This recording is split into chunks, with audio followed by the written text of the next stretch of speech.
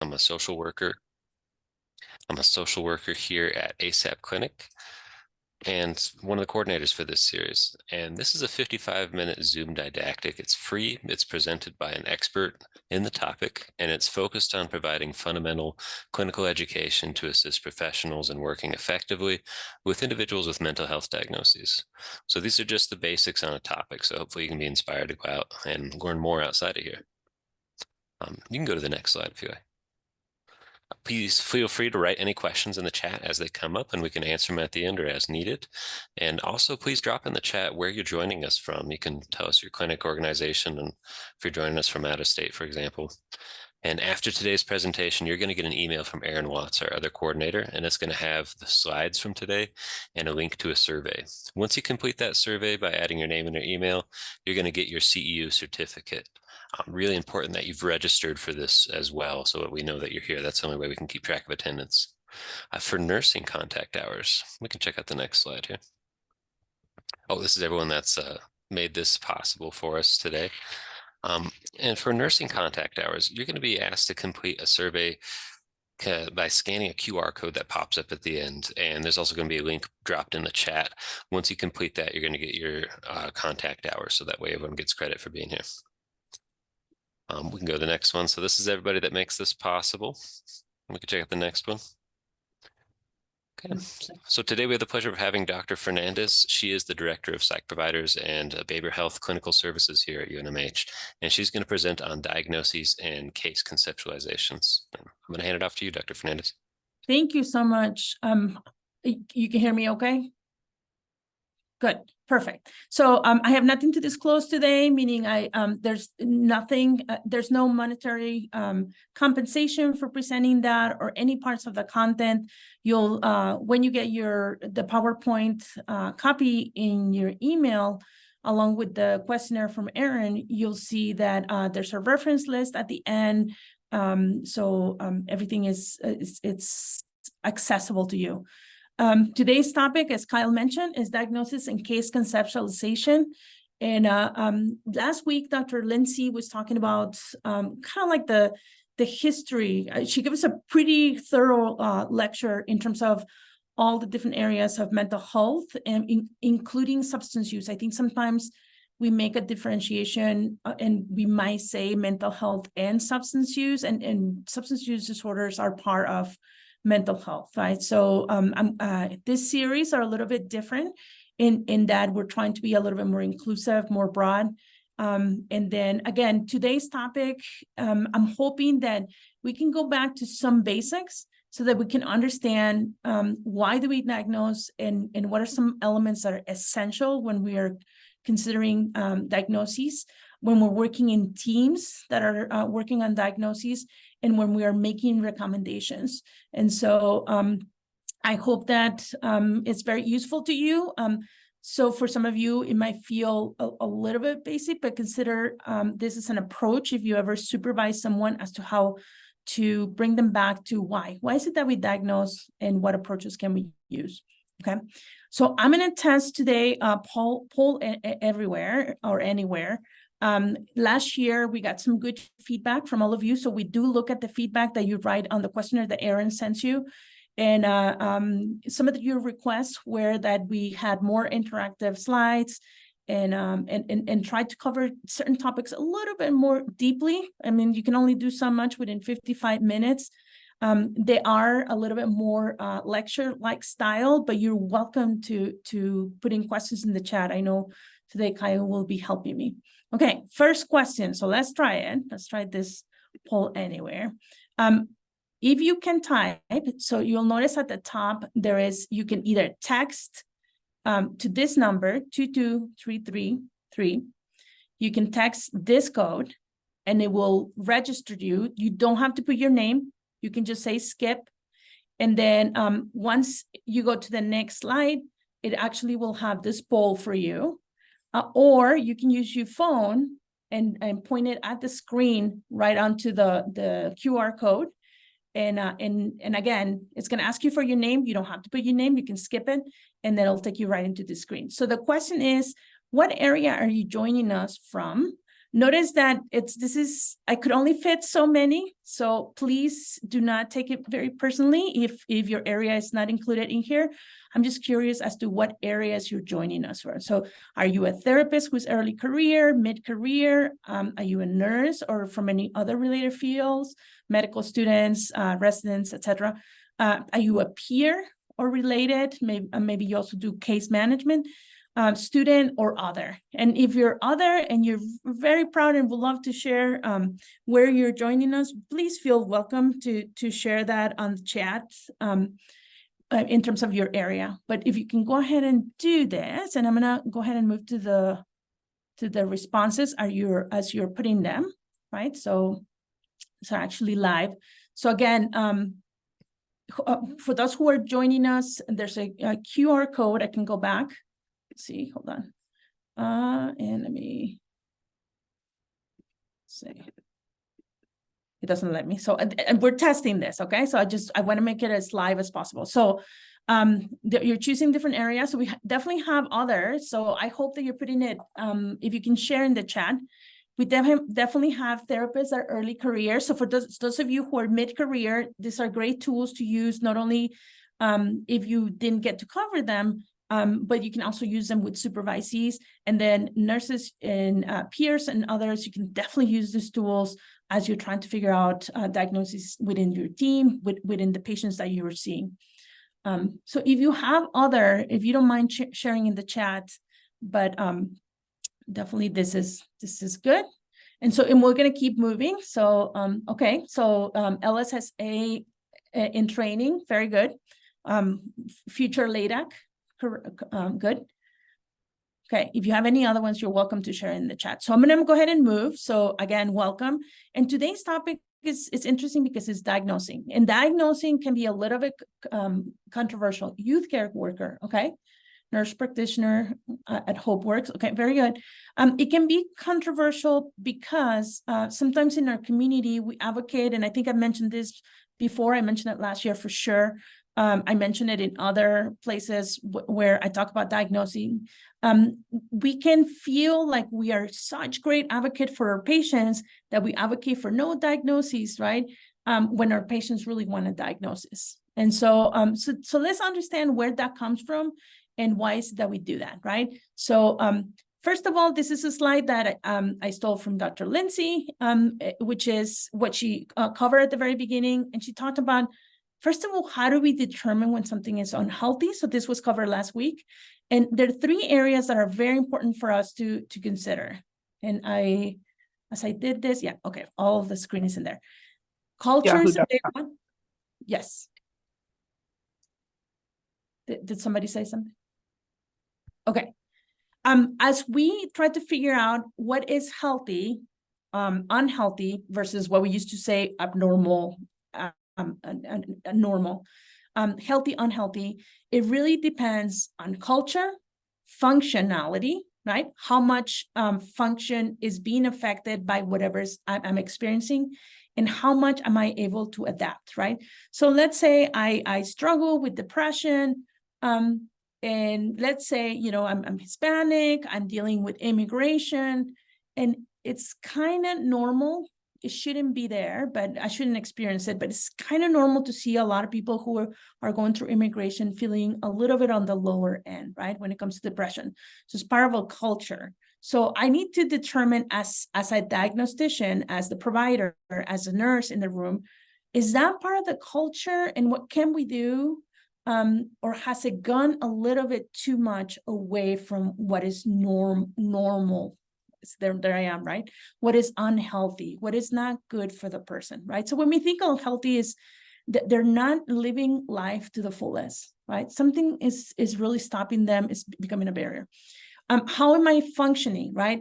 If again, Hispanic, immigrant, and my functionality, I'm still going to work, doing things, still in that threshold where I might not diagnose it just yet, because it is within that. And then maladaptive, right? Am I, again, showing up to work? Am I still feeding my kids? Am I still doing the things that I need to? I'm able to continue adapting to my environment, right? So this is very important because there might be illnesses that we are might be ready to diagnose, but they might be part of something, or they might not have affected functioning fully. Okay, so something to remember in terms of these three. So I think it's just a great slide when it comes to diagnosing, when it comes to understanding what is healthy and unhealthy, parentheses in the past, normal versus abnormal. Okay, so next, in my next slide, okay, so diagnoses, right? So understanding the concept, right? So let's start, and I used this example last year for those of you who were here. Let's start with, we're here, we're gathering, we're the experts in the field when it comes to chewing gum, and we've determined that chewing gum is bad. It's just bad for you, right? And so what I want you to put in the chat is, what do we want to include as when somebody's chewing gum, we're going to diagnose that person with a disorder. They got chewing gum disorder. I don't know. We can come up with whatever disorder. What are some things that we don't want to see? Once that patient is exhibiting that in regards to chewing gum, we're going to think, okay, this is bad. This person needs help. What are we doing? And I'm totally making this up. There's not such a thing as a disorder, right? But we're just using it as an example. Can you go ahead and put in the chat? What are some things? Smacking. Oh, yeah, right? Once somebody starts smacking that gum, no bueno, right? Smacking lips, constantly thinks of running out of gum. Oh, I like that. Now it's starting to sound like substance use disorder, right? Blowing bubbles. Oh, yeah. Picking up all the contaminants in the air, right? Popping gum, like loud bubble pops, right? It made me want to chew gum. Oh, are you having some cravings? So we could add that. As I said, it's spitting out gum. My gosh, right? Many times having to get stuck. Stops eating other nutritious food. They're using it as a replacement. Maybe we link it with a comorbidity with eating disorders. Put it everywhere, right? Chewing with their mouth open. Oh, so that even tells us, right? We can put it in a spectrum, but we can say mild, moderate, or severe chewing gum disorder, right? Put it under their cheek, right? Like lots of it. Playing with their gum on their finger, okay? Definitely. But people don't have the capacity to know that that is just really dirty because their fingers are probably very dirty, right? We're making up things as we go. Ignoring others to chew gum. Ooh, I like that. Again, substance use disorder is very good. I like that thinking. Multiple types of gum. Chewing more than one brand. Okay, definitely not right. And then saving gum for later, right? So we start to see people hoarding gums, sticking it on other people's hair. That definitely is pretty bad. Yes. Okay. Now behaviors where they're using it to harm others, right? So if you look at it, look at all the stuff that you're sharing in the chat.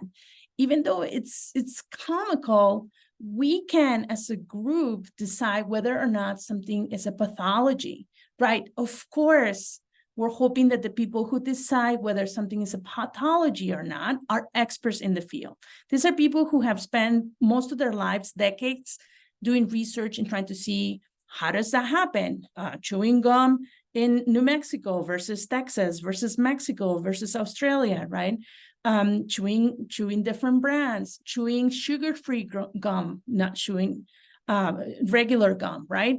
So what are some things that we're using in the chat, right? Common language. So when we say different brands, we all know it. So we really want to know, we all want to make sure that we're talking about the same thing, right? So we're saying smacking, we all are going to define at some point, we call that an operational definition. What does smacking means for us, right? So we definitely want common language, define parameters. Again, that's how we're going to know after so many symptoms, it definitely is mild, moderate, or severe, right? Spectrum, right? And then and have different information. The reason why I use this exercise is I want you to see how when it comes to mental health, it's a little bit trickier than when we only diagnose physical illnesses, right? So with diabetes, right, we use sugar test. So it's very different. It's very different think somebody's unmuted. It's very different if I test myself and my sugar is above what it should be, 100, versus you telling me that you're doing certain behaviors or you feel a certain way, right? So it's a little bit trickier and harder. We tend not to be sometimes the best reporters, but we definitely have good information because it's us experiencing it. The reason why I wanted to see, for you to see that is we, so experts in the field get to categorize, right? So in this case, we categorize and we come up with clinical phenomena that we think needs to be addressed, right? So depression, I don't know if you've ever shared with your patients, but I very often tell them, isn't it interesting that I give you a questionnaire and you're marking all the questions as you're experiencing them and you're experiencing them pretty high. How did they know, right? So depression is not a made up thing. Even though I don't have a laboratory test that I can give you, there is such a thing as depression because now we have come up with common areas to evaluate when it comes to symptoms, right? Patients can feel really good in knowing, oh, so you mean I'm not making it up? You mean this is a real thing? Like the medications really work, the therapy really works, right? So we, in diagnosing, we definitely want to come up and use terminology that is the same. The one thing, and we'll talk this over and over, we have to be very cautious because what do we do today? We decided that chewing gum is a disorder, but who were here? Just us. What about the people that weren't here? What if we had somebody from, I don't know, all the way, maybe Austin, Texas, and they tell us, well, I disagree with that definition, right? I think smacking is very normal. I think that, right? And now we have a good, healthy disagreement, and we have to come up with good research. Well, why don't we test it? So sometimes the people who decide the diagnoses can be very limited groups. These are experts, but sometimes they can be limited. And very often they are the majority, right? So we might not be considering specific variations when it comes to cultural aspects, right? So why is it important to diagnose? So remember I told you very often I hear in the community, you shouldn't diagnose, it's gonna follow them for the rest of their lives, especially if it is a personality disorder. You know, it's so much easier, just put adjustment disorder. They'll work with you, they'll move on. If they need help, they'll get help, but, you know, at least they don't have the diagnosis. That's actually not ethical because it isn't about us, right? We can advocate for our patients, but we have to ensure that they also have autonomy, right? So we want to make sure that what we're doing according to all of our codes of ethics, peers, nurses, therapists, that we're actually providing an accurate diagnosis, right? So it has to be valid and reliable. So what do we mean by that? So we just came up with the diagnosis of chewing gum disorder. We want to see that that shows up in all females, in all males, in transgender individuals. We want to see that it shows up in kiddos, in adults, in elderly patients, right? So we want to see that it's valid, that we're actually seeing what it is, and reliable. It repeats and it repeats. The symptoms repeat over and over and over, right? Patients want to know, right? We can be really careful if we hear our patient telling us, well, it's just, you know, since I'm bipolar, we can then educate them. What's the disorder, what's the illness, and what's them, and separate it so that they can feel that they can actually do something, right? How many of you, you can either raise your hand or you could put yes in the chat. How many of you have had a patient, or you have gone to your doctor, had a patient that came to you and already came with a diagnosis? We were talking about this in another group, right? How many of you have had that happen, right? Yeah, okay. Look at all those yeses, and thank you, Daniela. Yeah, look at all those yeses, right? No, seriously, I got bipolar. Let me tell you why, right? And where did they read it, or where did they see it? On the latest show, right? On the latest whatever, chat, Twitter, whatever social media that we're looking at. So we definitely there's a lot of misinformation. Before, it used to be lack of information. Now there's a lot of misinformation. So it is our job to educate our patients. That's why for most of you, you might have a code that you can put for psychoeducation. It's something that we can actually provide, and we can actually bill for it. So let me see. I just want to make sure. Okay. So it's our responsibility, especially when we're afraid that if we diagnose somebody with something that they really have, and we're really worried that it's going to follow them, right? So somebody has a schizophrenia disorder. I cannot tell you that many times I still think and rethink and recheck everything when I'm out to give that schizophrenia diagnosis, because I think, oh my gosh, it's going to affect their lives, right? But then I remind myself at times that patients got the right medication, found the support groups that they needed, were able to engage in special community groups like ACT, and we're able to get a better quality of life, right? So being cautious, being really mindful of what's me and what's my patient. I think sometimes I tell you the example, what if you went to your mechanic and you say, can you fix the car? Don't worry about telling me what it is. Just fix it. I think the majority of us will want to know what it is, because then we can ask another mechanic whether or not that's true. We can have somebody else check it and see whether or not that's valid and reliable, right?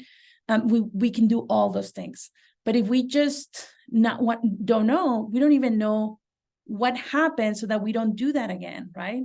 So we definitely want to know. Okay, history. So that we go into history a little bit. I tried to put some slides might feel a little full. They're not meant for us to read all of it, but I really thought they would be good tools for you to have in case you were curious about the history. There are a couple of really good books out there. Well, more than a couple of good books when it comes to the history of diagnosis, right? So some of it gets a little technical, but it's worth it. And I'll show you a couple of books in terms of books that you can use to complement when you use the DSM, because we have to use the DSM here in the United States.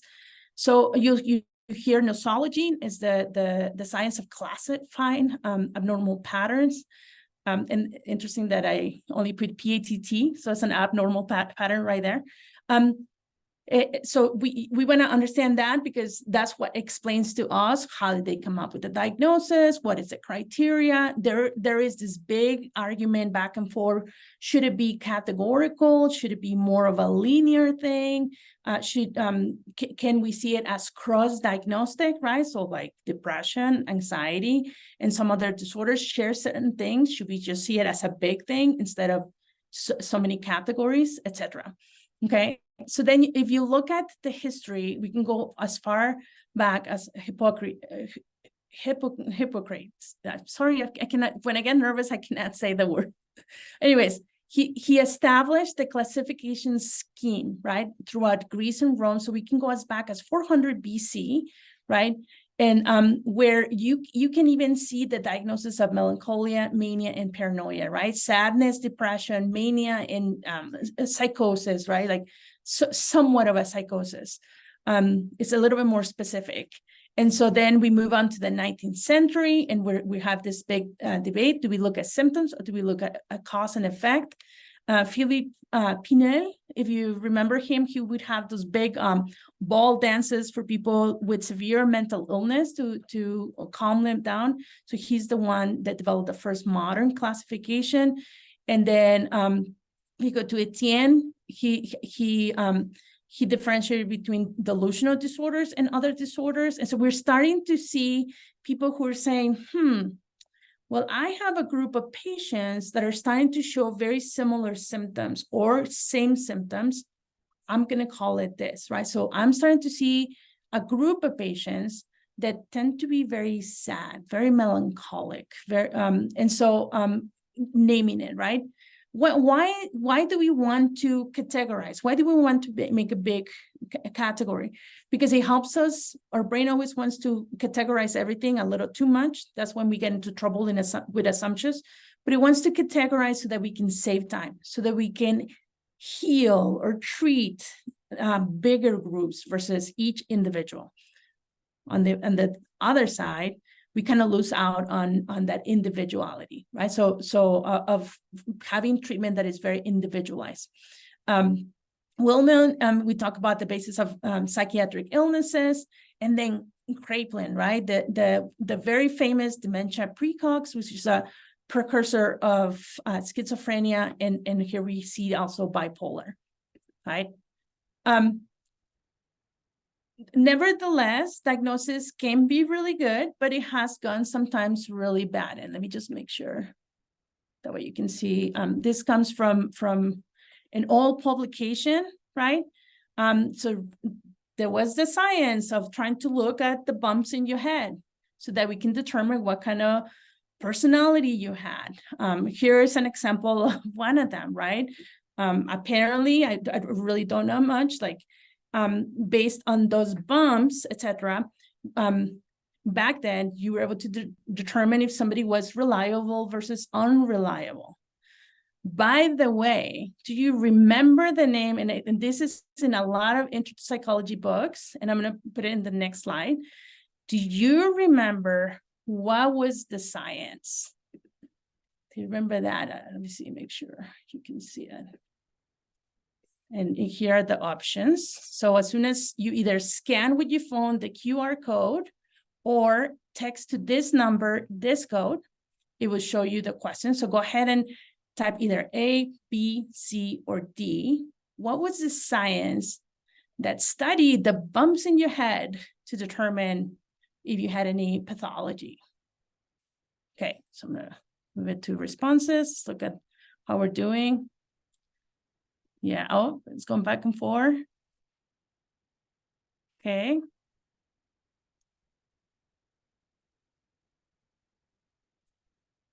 Okay, I'm glad that nobody put mental metry.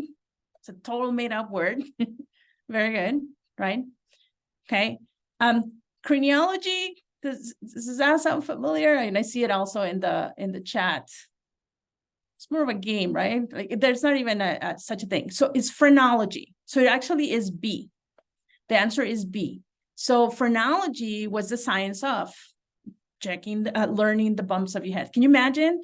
Some of us would have fall under that, right? Because that was the fashionable thing to learn, right? And so some of us right now would be like experts in like, oh yeah, I feel these bumps here and there.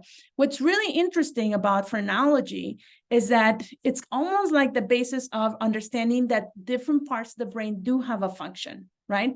So what's interesting about that is understanding that maybe we got it wrong at the beginning, but not that wrong. Here's another one, right?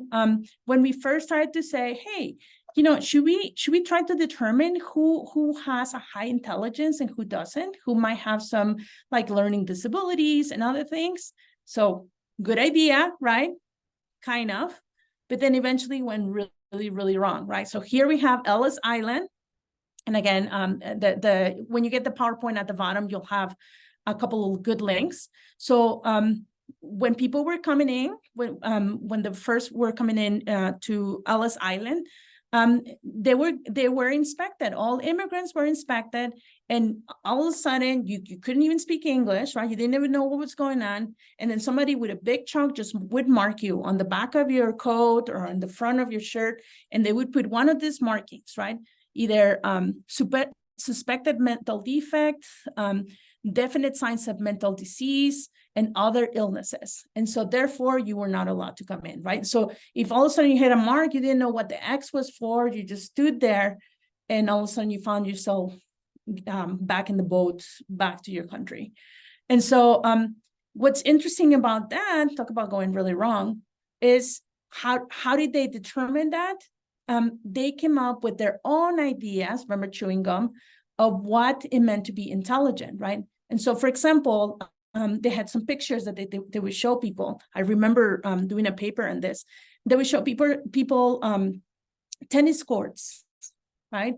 And so you have people from some countries who have never seen a tennis court, couldn't determine what the question was about, didn't speak English fully. Some of them couldn't read and write. And so therefore they were considered people who were unintelligent, right? So when you look or read a little bit more about it, the people, this is here, nearly 80% of Jewish, Hungarian, Italian, and Russian immigrants were considered, according to that intelligence test, feeble-minded, weak minds, right? And so talk about diagnosing going really wrong, and talk about using methods that were invalid and that were not reliable, right? So what do we have to consider when we are diagnosing? Not saying we're not going to diagnose, but saying, can we diagnose, keeping in mind the 5 areas that we find in most of our ethics code, right? Can we keep the autonomy of our patients? Are they part of the process? Can we try to avoid things that harm them, right? I'm not going to give it a diagnosis. They will be okay with adjustment disorder. Now they don't get coverage when they actually need further treatment, and I'm actually harming them, right? Beneficence, right? Working for the good of the individual, society, not me because I feel bad, right? Treating individuals equitably. Remember, this is a little bit different, right? Where they actually have a fair chance, not just the same, but then they have a fair chance, fostering fairness and equality. So remember, equality, I give everybody the same resources. Too bad if you just cannot use them. Equitably is I make sure that you have whatever you need to adapt so that it is the same as with everybody else. And then fidelity, right? Hey, if I'm not good at diagnosing, if I really am, even though I'm a psychologist, I'm not really good at that, finding who I can refer my patient to. And it is okay. No shame in that, right? By the way, psychologists are trained in diagnosing. So why not put them to work, right? And send patients to them and say, hey, I would like a diagnostic clarification. My patient is exhibiting this, and that, or my client is exhibiting this, and that. I'm not 100% sure. These are my suspicions. Can you please tell me? The beauty of a psychological diagnostic clarification assessment is that they will tell you, they'll give you really good recommendations too, of things that you might not have thought about because it's part of the evaluation. Okay, so consider those 5 areas because they're essential when we're diagnosing, and very often we do have to diagnose. For billing purposes, et cetera, right? So let's see. So this one, so if we look at tools, here in the US, we do have to use the DSM, the Diagnostic Statistical Manual. It's gone to a couple of iterations, right? But we also have to consider that it hasn't been the greatest, right? Thank goodness it has evolved. It has now based it on more and more science. They still have some groups that arbitrarily make some choices. So it's very important that you try to read up on how did they choose that it's 1 year versus 3 months. How did they choose these 3 criteria versus 4 for whatever, right? And so it's very, very important. Notice that in the 1800s, some of the information that they use is the census. Again, this need of wanting to put big groups together. The good thing about that is that then you can come up with treatments for a larger group, because think of how many patients you can actually see individually in a year. So not as many as you could treat that if you had bigger groups and they have in common certain symptoms. But then on the other side, you might have people within those groups that don't meet all the criteria. And so what do? Right? So very, very important. Notice that it started out with seven mental categories. We have the American Medical Psychological Association. Eventually it split, right? So we have the American Psychiatric Association, who actually puts out the DSM, and we have the American Psychological Associations, 2 different APAs to consider. But notice how we're starting to increase the number of diagnoses. So starting to look at those individual differences to try to understand what might account for something more specific. And then we move on into the 1921, they designed a system for diagnosing inpatient. So somebody said, hey, wait a minute. So the census is everybody. How about we start with the people that are ill, and then we go from there? How about we start with the other extreme of the spectrum and start determining up to what point patients don't go inpatient, and maybe they can function with their lives, maybe with therapy, and then maybe function at a level where they don't need anything, okay?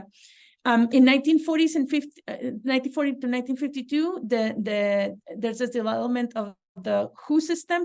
Can you put in the chat what is that one called? The World Health Organization system.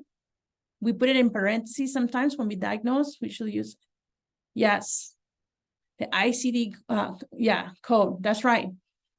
10. I think we're up to 10. It keeps changing. Yep. Can you show the one SI? I don't know. Is something not showing? Show the one SI. Okay, if you let me know what that means. But anyways, ICD codes, that's right. So we use ICD codes. So interestingly enough, there's some differences that are significant. Question for the group. Where is complex PTSD found? In the ICD code or in the DSM code? Complex PTSD. Where do you find that? It's a trick question, really.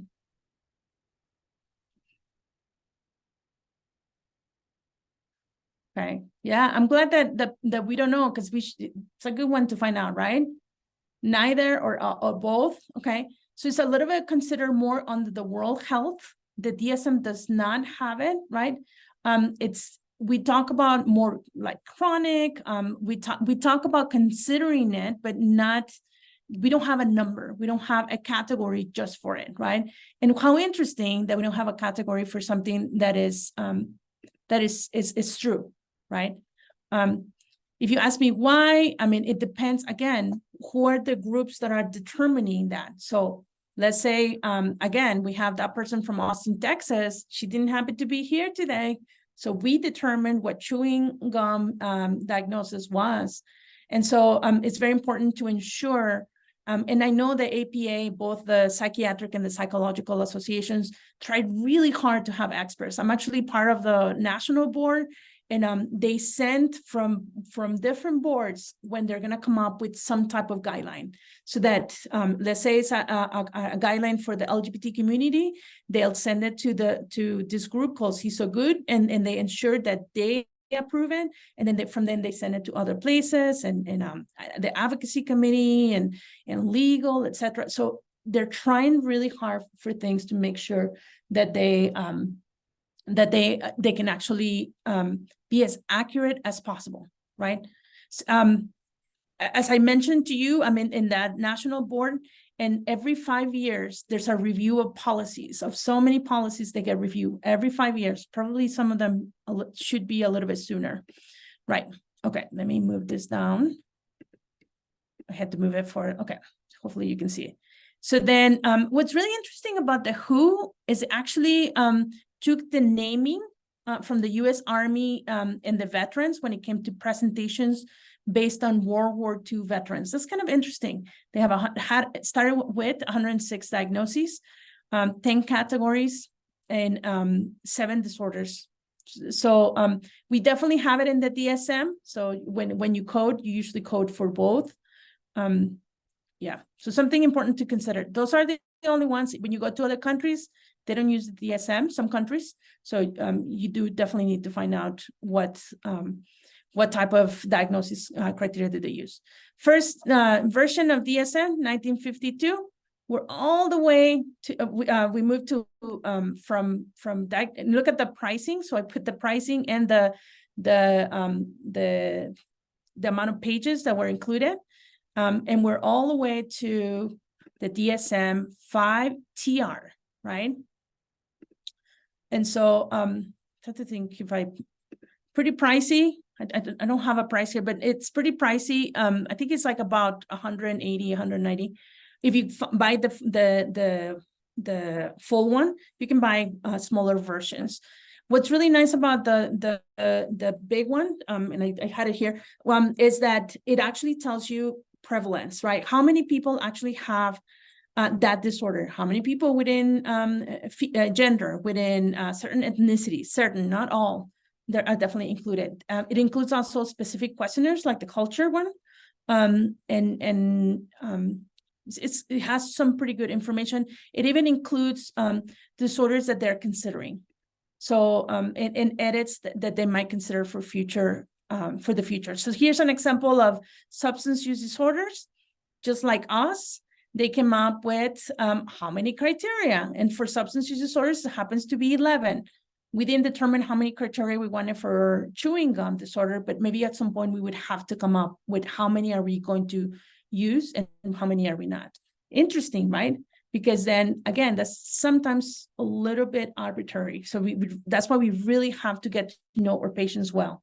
If you notice in terms of substance use disorders, they're by major categories too.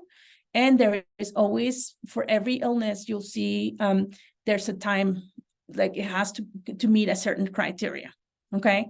And you also see severity. And again, this, when you think of the numbers, I hope that many of you are curious, how did they determine 2 to 3 versus 3 to 4?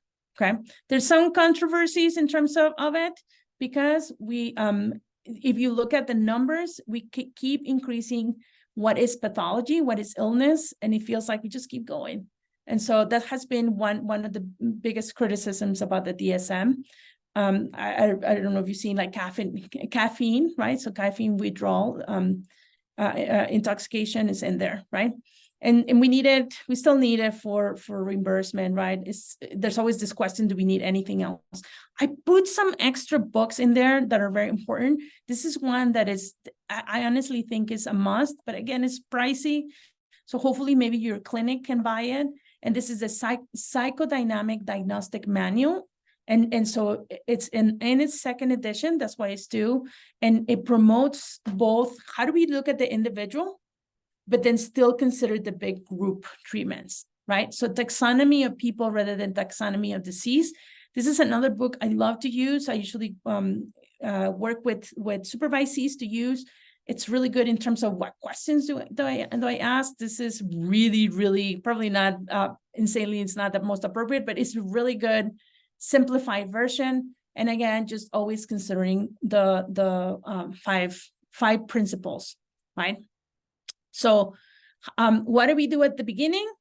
We want to know what are the patterns, really understand the disease and understand how to recognize it. So if we have people who are experiencing depression, let's say everybody in the population is experiencing depression, we're looking at the streams, right?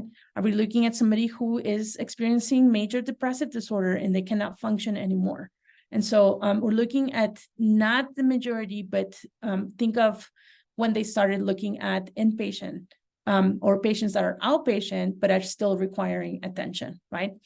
I think I don't know if Dr. Lindsay talk about this, but the idea, Occam Razor is the idea that we go with the simplest explanation, right? So if you're going to diagnose, don't start with like the most complex diagnosis. I think is this dissociation. I think it's some dissociative disorder. Well, let's backtrack. What might be a simpler explanation of what's happening to our patient, right? So always start with the simplest, because most likely it's the simplest diagnosis rather than the really, really complex one. Culture, we definitely want to have it. Here's a link to cultural assessments that you can use. Nothing like knowing what's your patient, are they spiritual, religious, what might be some things that are important to them, values, etc. Right? So let's say I give you this case, a 64-year-old Hispanic heterosexual male presents to the ER with AVH, audio, visual hallucinations, paranoia, very agitated, but wife felt scared that he might harm himself. He reported symptoms, that the thing started in symptoms. I mean, like that he gets stuck on phrases, repeats himself, paces, etc. What disorder do you think this might be? Or would you tell me that you would like to hear more information?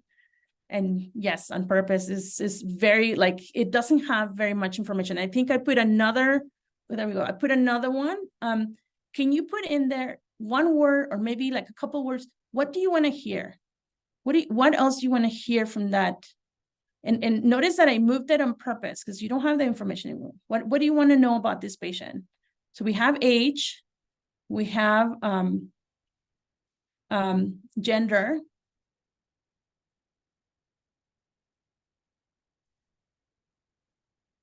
So I'm going to go back because to run the other one, just try to guess. Okay. And you can either put it in the chat or put it in responses. Okay. How much is he using? Substance use. That's right. Living situation for sure. Medical length. Very good. Trauma. Oh, love that. Yep. We definitely want more. Head trauma. Exactly. Medications that he's taking. We definitely want to know more. Right. So definitely people are going back to substance use. Very good. It seems like it's one of the biggest ones. What test? I'm imagining what test they have done. Does he have Parkinson? Life stressors. I love that. Something simple, right? Very good. Very good. Okay. How often? And I see the chat. So I'm going to move. Here is a case conceptualization. We really should be looking at all this information from our patients. Again, you'll have this. You really want to collect all this information so that you can understand what is happening and what's happening right now, right? So the first thing is collecting data, and what do we collect? And it very, very important. I think I put it it might be in the next one. Oh yeah, very, very important. If you have the luxury, collateral information. Why? Because sometimes patients were not doing good. Well, they're not good historians, right? Nothing wrong with them. They're not being malicious. Sometimes, very, very few times, they might be malicious, but that's not generally, they're just not doing well. When we're not doing good, we're not good at telling what's going on. This is for a different time. Somebody's going to present on this, but we also want to know in that case conceptualization, what's coming up for us. Patient shows up, patient's talking about how he's just, let's say this patient, I don't know, maybe hit his wife or something, and maybe that triggers something in you. Domestic violence or something from your past. So you really want to know because that's going to affect how you treat your patient. And we'll talk about that cultural aspect. And then you gather all this beautiful information, and what next? You can start throwing it in something what we call a differential diagnosis. You want to keep all the information that's relevant. And this is just an example. You can use, there are many examples out in the internet nowadays. But you can keep the different diagnoses that you're considering and make yourself a table of things that you're saying, well, I think it might be this, but then it could be this too. And I started throwing information, and little by little, you start to narrow it down, sometimes to just one diagnosis, sometimes to several diagnoses, okay? But you might put the primary, right? Is it major depressive with anxious distress? Or is it generalized anxiety disorder with depressed mood, right? Very interesting. There are little nuances that will determine which one is the primary. So this is very important because guess what? We're not computers. And I know some of you are really good and have an amazing memory and can retain a lot of information, but even you cannot keep all this information in a way that you can make the diagnosis that your patient actually deserves. So make sure that you always consider other things. I was talking with somebody today and saying, when you are talking to your patient, you're putting things in boxes without saying they only belong to this box.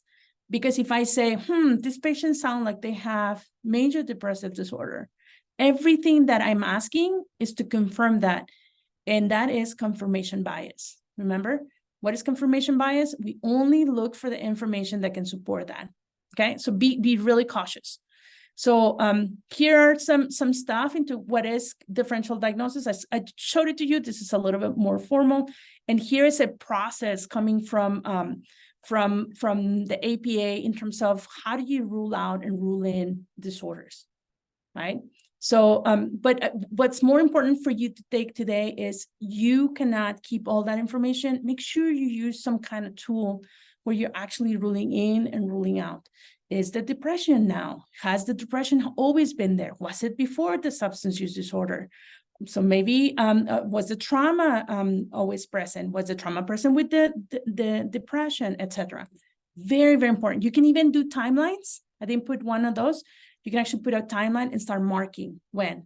When did they feel depressed the first time? When did they experience a traumatic event? When did they start using? When did they use the most? That patient, we might have a patient that, yeah, somebody put Parkinson, right? Like, what if maybe there was a lot of alcohol? Yeah, you will get a copy of the PowerPoints.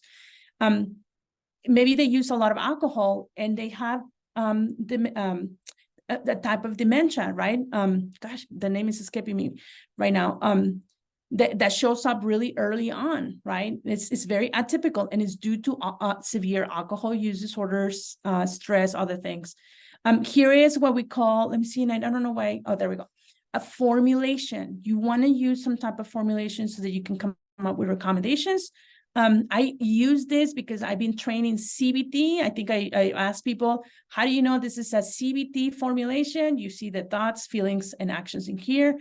But what's really interesting is you're considering what are things that the patient's coming in that you cannot change, right? So their genes, their biology, their physical illnesses, right?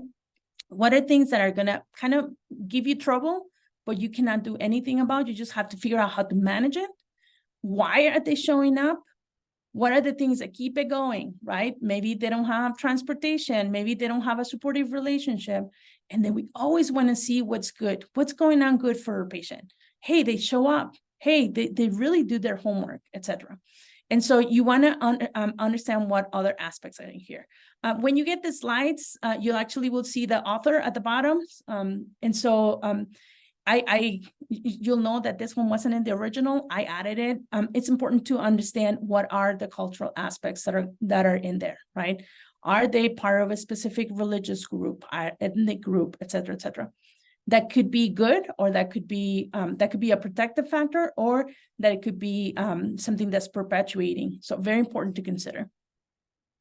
So notice how we're doing the progression. Okay, so I'm actually at the end. I did pretty good in terms of time. What would you think? There's a lot of information, and I know that that's something that you've shared and that you understand from this series. Out of the things that you saw today, what might be one thing that you're like, I might give it a try. I've never used that, or I've used it, but I'm curious as to how I might use that different. And it could be anywhere from considering diagnoses, using a case formulation, using a case presentation, etc. And let's see, and same thing. Let me put. So what are some things? Okay, differential diagnosis for sure. Yeah, don't forget that timeline. I should have put a timeline. Yeah, that manual is a good one to have, the psychodynamic. Yeah. Okay, another one, differential diagnosis. Very good. Chart resources. Yes. Don't forget, some physicians have really nice and really thorough notes, and you can cheat from that because you can get some information that the patient didn't share with you, right? Confirmation bias. Yes, be really cautious with that. Avoid labels. I like that. Yes. Okay, very good. Biases, very good. Recommended. Yeah, so it seems like the differential diagnosis for sure, right? Don't let go of those other diagnoses that you're suspecting. Don't let go just yet. And I'll tell you the truth. We are required by insurance companies to have a diagnosis by the second session, right? Sometimes a little bit earlier, depending where you're working. And so what's really at the service is, as we're treating the patient, then don't you have that like 20th session and all of a sudden the patient said, oh, and by the way, I've been using alcohol this whole time and it's unmanageable now and I need help. And all of a sudden now you have a new diagnosis that you hadn't considered, right? So don't let go of it. Keep those extra diagnoses as you're treating that patient, and you can always ask more questions as they feel more comfortable with you. At least you have your initial diagnosis, right? So I work for a substance use disorder clinic. The substance use is the one that I need to figure out what it is, right? So Vanessa says, most people say to use adjustment disorder if you have to diagnose the first session. Yeah, and that's unfortunate, but if there's something that really stands out and you can really see that depression disorder, or as you're assessing severity of symptoms, you could really see that PTSD, and you feel comfortable. Again, maybe you've had good supervisors who told you how to determine if it's PTSD. It's okay to have that diagnosis. I know it's tricky. It's horrible that we're mandated in some places to have that first diagnosis when how much information do you get in 50 minutes, right? And some of you might have even less. I know some of you are from inpatient, so talk about like how little you are with that patient, right? And you still have to have that. So my advice, Vanessa, would be talk to your team, talk to your clinic, and maybe discuss a little bit the pros and cons and what is that they recommend. And meanwhile, let's say they say, no, we have to have it, and we're going to use this, like adjustment disorder. But you, in the back of your head, you're practicing. I'm collecting data, and I already have 4 diagnoses, and it is an adjustment disorder. So I'm gonna keep him there, and I'm gonna try to figure out what it is. If I have the luxury of spending more time with this patient. Diagnoses are not said. You're right. That's right, Janet. That's right. I've actually had patients where don't you wonder why we don't have PTSD in recovery or in remission, right? They are, and we have had patients who are doing very well. So what do? Do we take off PTSD? We cannot actually put it in remission, right? So yes, we can definitely look at what do we want to do. My biggest advice is always consult with your team, with your colleagues, right? So if you don't have a good team where you can consult with in your clinic, see if there's something in the community that you can consult with. Maybe you have people that you graduated with, and you can form a consultation team, right? Read up on your code of ethics. What can you discuss? How can you discuss it without breaking any confidentiality? And consult always. So I'm going to make a big mistake because I have all my biases. You can change that in subsequent notes as long as you document. That's right. As long as you have a good document. I've actually had patients that come from a physician or another therapist, and I've changed the diagnosis because it didn't meet criteria. But I could see why it was misinterpreted. It could be that the patient wasn't giving enough information. It could be that they didn't look at certain criteria. So yes, very good, Janet. I appreciate your comments in the chat. I don't know if there are any other questions, but definitely, I think that was my last slide. Let me see. Yes. Yeah, that's my last slide. The rest of it are references for you to take to use. So hopefully you can see anything else. So good. I'm glad that hopefully this is helpful. If you felt like, oh man, this was just, I already knew all of this, hopefully you can use some of these tools with your supervisees. And next week, just so you know, we have risk assessment and crisis planning. And it'd be same place, same